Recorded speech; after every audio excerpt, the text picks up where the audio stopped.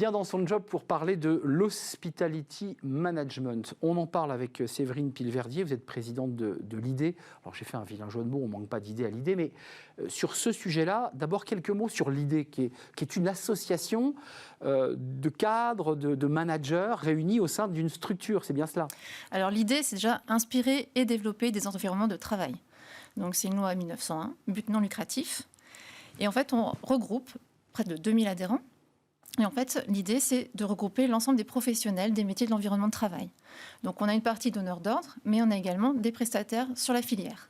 Alors, un chiffre important à connaître, c'est la filière, c'est à peu près 2 millions de salariés qui travaillent dans l'environnement de travail. Alors, l'hospitality management, ça existe déjà dans les très grosses entreprises du CAC 40, avant que l'IDée ait travaillé sur le sujet.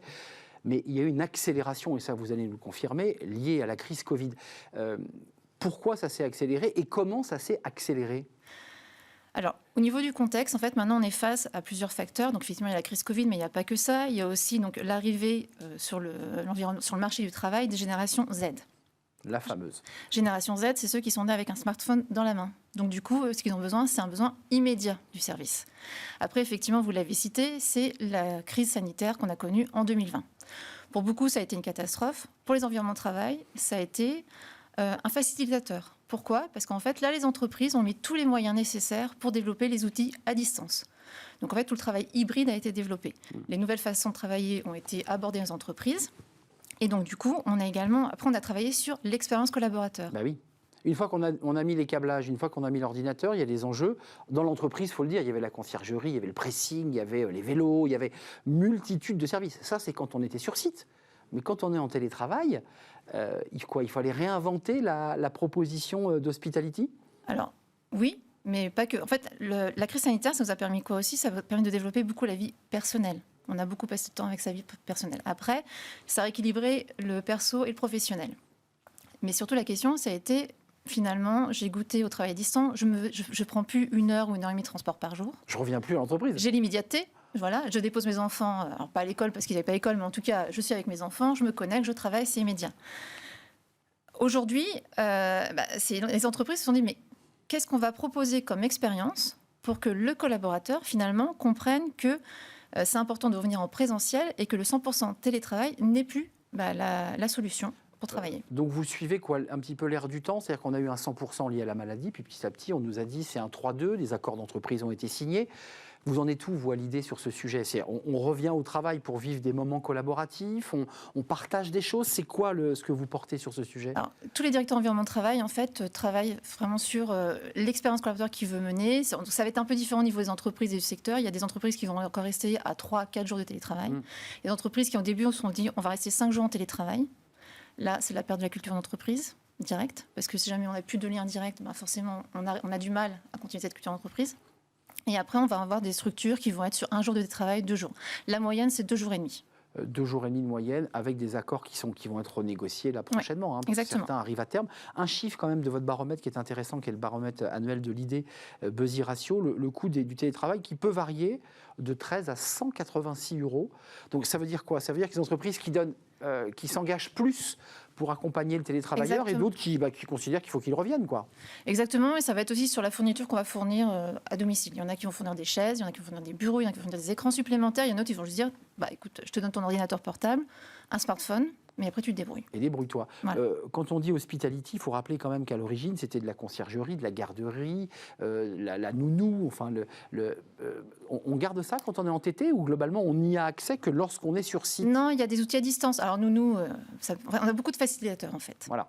Améliorer la vie. Par exemple, maintenant faire du sport, on peut en faire sur site, mais de chez soi. De chez soi, c'est-à-dire qu'on peut avoir un coach à distance? Exactement, parce qu'il y a des applications qui se sont développées.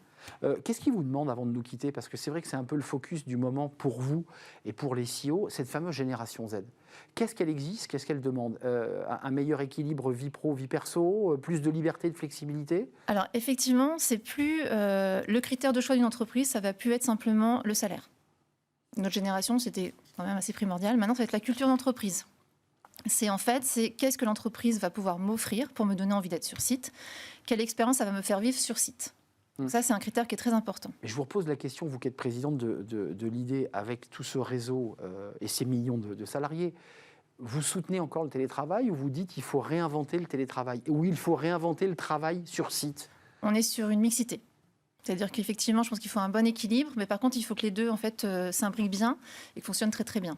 En fait, on a vu que pendant le télétravail, pendant la crise sanitaire, que quand on était tous en full on va dire télétravail, Full remote, comme on disait. full remote, ça fonctionnait bien parce qu'on était sur des outils. Et là, en fait, on n'avait pas le choix, on s'écoutait tous, parce qu'on était tous de façon individuelle sur des lieux différents, mais on avait en fait un objectif commun. Aujourd'hui, la mixité du « je suis à la maison, mais je suis aussi dans une salle de réunion », c'est pas forcément utile. Donc du coup, tous les outils, en fait, plein des outils, on va dire sensibles, avec une bonne qualité audio, forcément, ça fluidifie les réunions et le retour. Vous ne m'avez pas répondu sur les outils qu'on avait dans l'entreprise. Est-ce qu'on peut encore les conserver? Je parle de la garderie, je parle du pressing. Oui, on les garde. On les garde. On les garde. Donc ça permet un juste équilibre. On les garde parce qu'en fait, du coup, vu que maintenant les gens reviennent sur site, forcément, ils ont quand même moins de temps chez eux.